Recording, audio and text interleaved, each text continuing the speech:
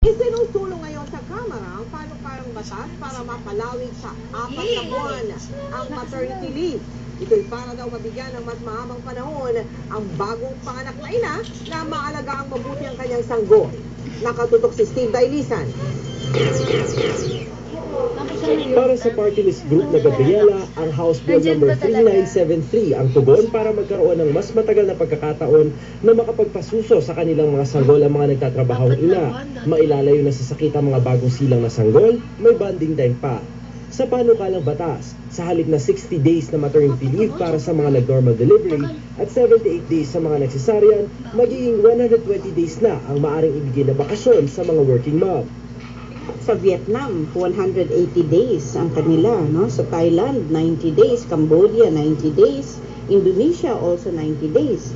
Even Laos, Singapore, 84 days. Ang mababa lang, Philippines, 60 days lang sa ngayon. Hating naman ang opinyon na magka-opisinang ito. Para kay Nono Doringo, magandang balita raw ang panukalang batas para sa tulad niya magiging first-time mom. 120 with pay, that would be definitely great for us. Kahit sa kanino man.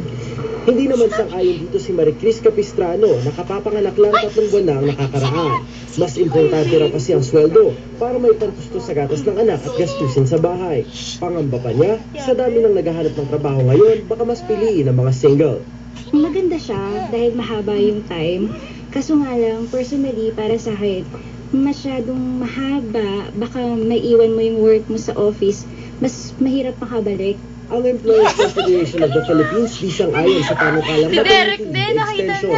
Dapat daw isalang-alang na marami ang mga trabaho sa bansa. Tingnan mo lang kung may mag-ahayag pa ng babae pagkagano ng mga beneficial na nilalagay nila.